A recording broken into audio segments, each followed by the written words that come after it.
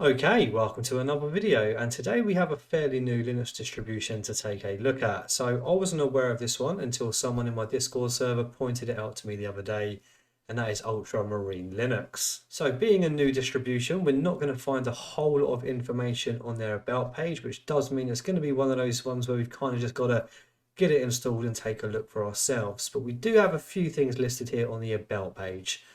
So it's based on Fedora, and that's why the name is Ultramarine, because it's referring to the color of blue. Our goal is to design an experience which satisfies the beginner with the simplicity while retaining the features a power user would demand. Okay, so it's a Fedora remix which provides you with all of the advantages of Fedora, but with the freedom of choice and our tweaks to make your experience better. So I don't know if they list the tweaks, but we'll have to find out what they are and whether they do indeed make it a better experience than standard Fedora. So it is of course open source like any other good Linux distribution.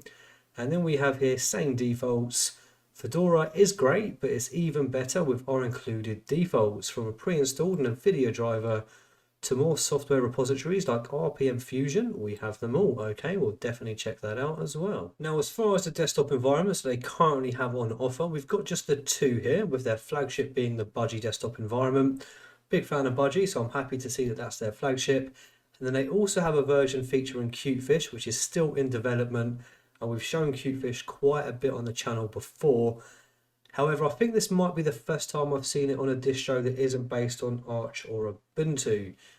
So we're going to be focusing on their flagship versions today of Budgie. However, I have been talking to the main dev of this distribution, and in a future update they're also going to be offering Pantheon as well. So the file size of the Budgie ISO is just under 2 GB at 1.9. So with all that being said, let's jump into the live environment and get this installed. Right, so here we are in the live environment. So as always, we are going to be installing this natively, but if you like to skip the installation parts of these videos, there'll be a timestamp down below which will take you straight to the installed desktop. With that out of the way, let's get this installed. So we've got welcome to Ultramarine. So this is borrowing directly from Fedora here. So I imagine it's going to be using the Anaconda installer from Fedora as well, but let's find out. And there we are. So it is indeed using the same installer from Fedora. However, they have jazzed it up ever so slightly with their own custom theming. So first of all, we need to choose our language. However, the auto select has done a good job of getting the right one, which for me is United Kingdom. So we can go straight to the next step. And here we are. So for those of you who have installed Fedora before, you'll be very familiar with the way it does things, with everything kind of happening in your installation summary. So it's auto selected pretty much everything apart from the installation destination and the user creation. So for the installation destination, we are going to be sticking with the automatic storage configuration, mainly because I just want to see if they do anything different from the standard Fedora install. But I'm going to imagine, as it's set to automatic, it's going to use the same file system and partition layout, but we'll check that out once we are fully installed. Done. And then that just leaves us with the user creation. So we're going to type in our name, we are going to make it an administrator, type in a password, and we are good to go. And there we go, that's it. So a super simple installation process, and all we need to do now is press the blue button which says begin installation. So I'll pause the video here and come back once it's finished. And there we go. So a super simple installation process, which is completed without any issues whatsoever and was done in around about 5 minutes on my machine. Now with all of that out of the way, let's reboot and check out our fresh installed Ultramarine featuring the Budgie desktop. Right, so we've just booted up for the first time post installation, and it's taken us straight to the login screen, which appears to be light DM with quite a nice clean themed login screen. So at the top left here, it does say Fedora, so I'm going to imagine our hostname by default is still Fedora. But let's jump into the desktop and start taking a look around. Right, so here we are. I do actually really quite like the clean aesthetic that they've gone for, but we'll check all that out in just a moment. So first up, I do want to go to the About page and see the versions of things that we are running out of the box. Now, will it let us search for setting items in Control Center? It won't. So as Budgie is very tightly integrated with the GNOME stack, most of your system settings are going to be controlled with GNOME settings or GNOME Control Center. So all we want to do is go all the way down to the bottom and type click About. So you've got the Ultramarine branding, and as we can see there, the device name is still Fedora by default, which is why we saw that in our login screen, and it will be the same when you open up a terminal. It will say @Fedora. OS name is Ultramarine Linux 22.04 based on Fedora 35. which means that the known version underpinning everything is going to be 41.2, and the default windowing system is X11, so they haven't made the switch to Wayland, they're using X11. Okay, cool. I also want to check out one or two more things and then we'll start digging into it. Now, I'm going to assume that the file system and partition layout is the same as a standard Fedora, but let's take a look. Oh, so they haven't got the terminal bound to Control-Alt-T, so in fact I am going to do that myself very quickly, because otherwise that will drive me insane as we're sort of navigating through the system and I keep trying to open up a terminal and nothing's happening. So let's go on to shortcuts, wherever you might be. There we go. View and customize shortcuts. So first of all, let's see if they do have one. They don't, so all we're going to do is scroll all the way down and add a custom shortcut. Now I'm going to imagine it's GNOME terminal, but we shall soon find out. So we're just going to go GNOME terminal, copy that bad boy into the next box, Control-Alt-T that. Is it GNOME terminal? It is indeed. Perfect. Okay, let's close off the settings for now. And we're just going to do a little lsblk to see how it's set up our disk. So the disk that we are installed on is the SDA. The SDB is the USB drive that has the ISO on it. So it does appear, from what I can tell, they are using the same sort of standard partition layout of Fedora, and then we have a ZRAM swap there of 8 GB. So I wonder if they've got 9 disks installed as well. They do. So we can have a little way of checking it with the GUI here as well. So as we can see there, our main partition is indeed ButterFS. So it's pretty much exactly the same as a standard Fedora installation, which I'm not complaining about. I quite like the way that they've sort of set up their ButterFS, and ButterFS is my preferred file system, so no complaints there. Now I wonder if we have HTOP installed out of the box. We do. Perfect. We'll come back to that in just a moment. So all I want to do now is do a quick update to make sure we're all good and ready to roll. So I don't notice any indicators, so I'm going to imagine that we have a software center. We do indeed. So that's just going to be the standard software center. Let's have a look. It is indeed. Okay, so let's go to browse software. We won't update through here. I just want to check the repositories here, because they made a big point of saying how many sort of additional repositories are enabled out of the box. Right, that's all loaded up, and I must say I do actually really quite like the theming here. I'm not 100% sure what it is, so we'll check that out in just a moment. But all we're going to do in here for the moment is go on to software repositories, and we'll see exactly what they've got going on here.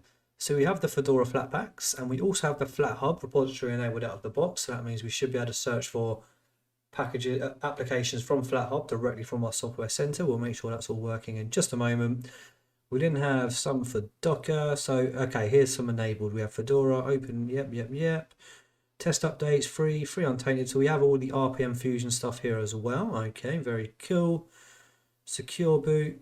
Oh, we've got an Ultramarine Linux repository as well, but it currently says 0 applications installed. So I'd be interested to see what they do host here.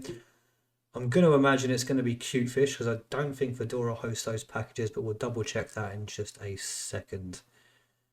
Okay, in fact, we'll do that now.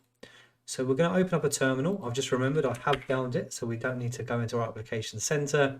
So we're just going to do a DNF package. Okay, I had to pause it there because my mind drew a blank of what the command was for Fedora on DNF, but we are back. So we're going to do a DNF repository packages, then type the ID of the repository. So I'm going to imagine it's just Ultramarine, and then we're going to do list, and then that will list every sort of package that's hosted on that repository. Okay, so that's found all of the packages. So let's see what we've got. Okay, so as I did think, mainly all of the Cutefish stuff is going to be maintained in their own repository here. So the Ultramarine repository. But we also have Budgie Desktop Devel, Budgie Desktop Docs, and then we have all of the Cutefish stuff. And then we have a few other packages here. So we've got things like Discord, OBS, and then we have just sort of documentation for the Ultramarine. Okay, cool. So it's nice to see that they are actually sort of maintaining their own repository of additional packages, especially for the sort of desktop environment of Cutefish. That's pretty cool to see. And I think all we need to do now is do the update, and then we'll do a reboot and see how much RAM we've got before we make any changes to our system. So sudo DNF update, and then we should be good to go. So that's found around about 89 MB that needs to go ahead and be upgraded. So I'll pause the video here and then we'll come back once we've done a reboot to see how much RAM we've got, and then we'll start playing around with things. Right, so we're now all up to date, rebooted, and should be good to go. So we've just popped open HTOP so we can see how much RAM we're using on a fresh boot before we make any changes to our system. If we just zoom in a little bit, we can see that we're using just over 750, around about 765 MB, which these days is pretty standard for what you could expect from a distribution featuring the Budgie desktop, so nothing to really complain about there. I'll be interested to see what is included out of the box insofar as applications, but we'll get to that in just a moment. Okay, so now that we've got all of that kind of stuff out of the way with, I do want to spend just a few minutes digging into the Budgie desktop itself, because they make a point of saying that they use same defaults on their website. So I just want to see how they've set everything up and configured it out of the box. So far though, it does look very nice and clean. So it's a single panel layout, so there's no docks anywhere to be seen. The panel does look a little bit large, but we're not worried about that for now. And I'm surprised that they've stuck with a solid color.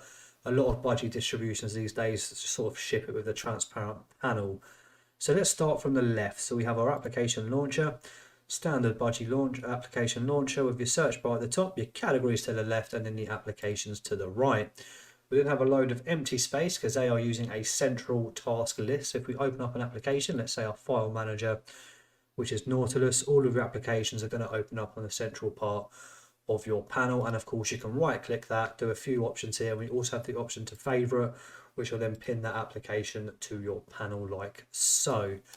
And then we just have kind of standard sort of system tray stuff. So we have our power, our volume, battery, connections, and all of that good stuff. And then we have the sort of Budgie specific Raven trigger, which by default is opening up on the right hand side of your screen, but you can go into the settings and chuck it over to the left hand side if you prefer. So it's just a standard sort of notification center, and then in the applets we have our calendar as well as volume control, and then just beneath my face here there's a music sort of control, playback, pause, skip, and all of that good stuff as well. Now I am going to imagine they have the virtual desktops all set up and enabled out of the box. So if we use Control Alt and then press our directionals, there we go. So we get a nice smooth sliding animation horizontally across left to right of the virtual desktops. Okay, cool. Now what I want to do is I want to spend a bit of time seeing exactly what theming this is, because I'm quite a big fan. So what we're going to do is go into the Budgie desktop settings, which I've raved about a lot in past videos. You can just really sort of set up the desktop how you like it, all from within this one application. Right, so for the widgets, it's using something called Fluent Round Dark. So I've heard of Fluent, but I've never actually used it myself, and I don't know why, because I do actually think it is a very nice theme, especially with the transparent elements on applications like Nautilus. Yeah, no, I like that. I probably wouldn't change it, but let's see what other themings they... Oh, wow. Okay, so they have a lot of themes installed out of the box, but they all appear to be kind of sets of themes. So it's got the flat remix with all its variations. And then we have the Fluent theme, so it does have a light theme, and it also has a compact theme. Okay, cool. So kind of like Nomi kind of applications like Nautilus and things like that always have very big title sort of header bars. But when you find a nice theme that has the compact theme, it will then shrink it. So as you can see, by default, as your header bar, quite big. But if we go into the compact, shrinks it ever so slightly, which I think I'll probably do prefer. Now there is a Fluent light. Let's have a look at the light theme.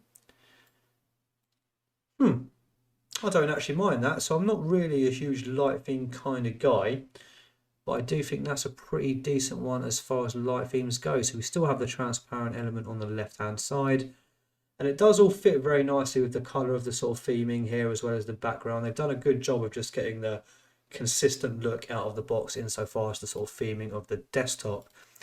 Now they have this other theme called Marunner, which I've never heard of. Let's have a quick look at Marunner, and then we'll keep it moving. Yeah, not a fan. It looks very much like Adwater, but it's lost the rounded corners, so it's all very square and blocky. Yeah, not a fan of that. Let's get back to Fluent Round Dark Compact, and we'll leave it on that for the rest of the video. Okay, cool. So for the icons, we've got the Fluent Dark, and then again we have all of the flat sort of variations of that theme, which I'm sure you've all seen before. But there we can see the blue colour there. I do quite like that theme as well, but I'm going to leave it on the Fluent Dark for now. Okay, so while we've still got the Budgie desktop settings open, we're going to go into a couple of the options here and see how that's been set up, and add the Windows Shuffler applet, because we'll play around with that as well. So we're going to go into our bottom panel now, And here's all of the applets that we currently have, pretty standard Budgie kind of applets, but we're going to press this plus sign and look for the Windows Shuffler applet. So we're going to look for W, which will be near the bottom somewhere. And there we go. Okay, so the icon doesn't look too similar to that. It does have a slightly different look. So let's add that applet. Yeah, it doesn't look quite right next to the Budgie menu, does it? Let's move that before the task list. No. Okay, I think we'll just leave it there for now while we play around with the Shuffler applet once we get into the applications. So for the settings, yeah, 50 is a very large for a panel, at least for me. So I'm going to bring that down to 36. That's a bit better. And now for the transparency, like I said, I always like to leave it on dynamic. So you've got a nice bit of transparency when you don't really need to focus on something. But then whenever you focus or maximize an application, it's then going to go into a solid color. So you're not distracted by any sort of fancy transparent effects at the bottom or top or wherever you've got your panel. Okay, we'll leave it like that, and I don't think there's anything else we really need to do. And of course, if you prefer, you can go into your dock mode as well. But what I'd probably opt to do is install something like Plank, move your panel up the top, chuck a global menu, and call it a day. Okay, cool. So now what I think we should probably do is have a look at what applications are installed out of the box. I've got a feeling there's not going to be a whole lot here, but we'll have a quick run through. So we have the Archive Manager, we have the Blivit GUI, which is for managing sort of storage configurations and things like that, and you can do some Btrfs stuff as well. And here we can have a look at all of the disks that are currently inside our machine, including our ZRAM. All very nice. And then we have the Budgie desktop settings, which we've just gone into, GNOME disks, document viewer. We have Nautilus as our default file manager. Firefox is your default web browser. We then have the very simple firewall configuration, which I'm sure you can take a look at that and kind of know what you need to do there with your ports and your blocks and your protocols and all of that good stuff. So let's keep it moving. We then have GNOME clocks, help, htop, image viewer, and then we have the full LibreOffice suite. And much like I always like to do, let's see if this is set up with the correct dictionary out of the box for automatic spell checking. And it is perfect. Right, we'll close that off and keep it moving. So that was the LibreOffice suite. Do we have any other stuff? So then we have the LightDM greeter settings, so we can go into it and change the way our sort of login screen works. Password and keys, preview control. We then have problem reporting, quick character control, screenshot settings, software. We'll go into software in a moment and install some applications. Sound recorder, system monitor, terminal, text editor, and videos. So that's just going to be like GNOME videos. Wall Street Control. What's Wall Street Control? Wall Street Control. Run Wall Street as star. Oh, okay. So this is a wallpaper switcher, and you can change the intervals and all of that good stuff. Quite cool little applications. I don't tend to use them myself, but for those of you who do like to change your wallpaper several times throughout the day, they've got that included out of the box. And then that leaves us with weather and then the Windows Shuffler control. So if we open this up, this is what's going to be corresponding with this applet right down here. And I do really quite like this. It brings kind of like tiling sort of elements to the Budgie desktop setting, Budgie desktop. So if we go into the applet itself, you see here, if we go over it, we can press this little arrow button and then that will change some of the options that we do actually have in the preview control. So I think what we'll do is we'll just test out to make sure that's all sort of working as it should. So let's open up a few terminals. Let's open up two terminals. Let's open up a Nautilus and let's just open up another terminal. Right. So all we want to do is focus a window and we'll test out the, let's go for the sort of four-way split like so. So we're going to do the same for this one here. And we're going to, in fact, I can't see behind that. So we'll put that one there for now. We'll put that one there. Okay, we've got something not quite right here. Interesting. Let's just finish the layout and see if we can figure out what's going on. So I'm going to put that one there as well. Yeah, not right, is it? Do you know what I think is probably causing that issue? I think it's probably GNOME Terminal itself, because it's, I don't know if it's the padding or something on GNOME Terminal windows are always a bit funky when you're doing tiling. Yeah, look at that, that's not right. Let's close all of this for a minute. And then we just try it with some different applications just to sort of test the theory of whether it is just GNOME Terminal being a bit funky. So we're going to open up a few more of these windows. Okay, So obviously on Ubuntu Budgie, they use Tilix, I do believe, as their default terminal, which is probably why we haven't noticed this issue before. Because it does appear to just be GNOME terminal that does it. Right, let's move that one to there. And then that will leave us with that. And it does appear that they have all snapped in the correct position. Yeah, so that's all working. It is just GNOME terminal being a bit weird. So if we were to install a different terminal emulator, let's say Tilix, it should sort of tile that without any issues whatsoever. But that's pretty much the way it's all going to work here. And then we do also have these little buttons here to shuffle between them and all of that good stuff. A very cool little sort of feature that was brought to the latest version of the Budgie desktop environment. Okay, let's go into installing a few new applications, making sure the FlatHub repository and all of that's working as it should. So we're going to go into our application launcher, type in software, and this is the one we want right here. Okay, let's just search for something like Kdenlive, which we know is hosted on the FlatHub repository. So we've got this one right here, and then we can see the source of FlatHub. And if we click that little drop down, we then get the other options here of the RPM Fusion. Okay, let's go ahead and install that and make sure it's all working, and then we'll keep it moving. Right, so that's all now been installed. So let's just make sure it is appearing in our application launchers. Let's type in Kdenlive, and it isn't. I wouldn't worry just yet though. What usually happens with sort of Linux distributions, when you first set up sort of Flatpak applications from FlatHub, you'll need to do a reboot and then get back into it for them to start to sort of populate your application launcher. I kind of thought it would have done that already as it was enabled out of the box, but we should be good to go. Do a reboot and it should be there. Okay, so we've booted back up and it's now time for the moment of truth to make sure that the Flatpak applications are integrating properly within our system. So let's open up our Budgie menu and type in Kdenlive, and bang, there it is, and it's got the icon theming all pulled in as well. So that happens quite often, doesn't matter what distribution it is.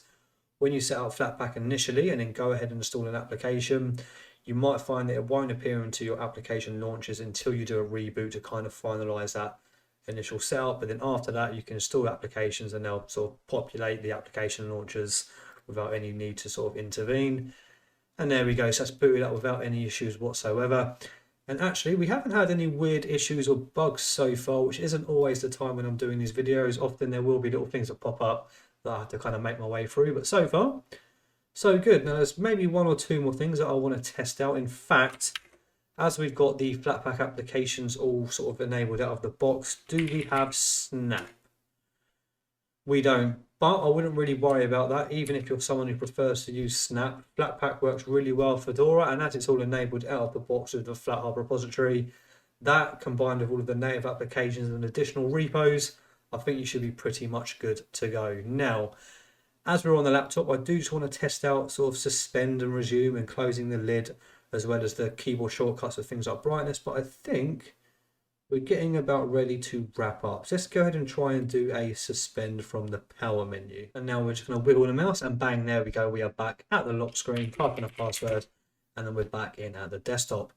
Perfect. So now all I want to really do is test out the brightness and volume keys. And I think that is about where we can start to wrap things up. Okay, so as one would expect, all of the things like the keyboard shortcuts for your laptop's brightness and volume, all of that worked without any issues whatsoever. And I think that's where I'm going to begin to wrap up with my first look of Ultramarine Linux. Now, I'm very pleased that someone mentioned it in the Discord because I hadn't heard of it until then, and I'm happy that we managed to get it checked out on the channel. So as it currently stands, I don't think there's a whole lot that you can really say about this distribution, but actually I don't think that's a bad thing. There's not really anything bad to say about it either. I think they've got a very nice, clean and consistent desktop here with Budgie, very nicely themed and configured out of the box. And of course they do have their own Cutefish edition, which is hosted in their own repository and maintained. I think with this distribution, the further as time goes on and they kind of add more features to it, it will definitely be a distribution I'm happy to recommend. But so far, got a good start here. I'm very excited to see what Ultramarine does in the future. Thank you for watching. If you've enjoyed this video, please subscribe. And if you've really enjoyed, you can support me on Patreon. Join the Discord. There's a link in the description below. I'll see you on the next one. Bye-bye.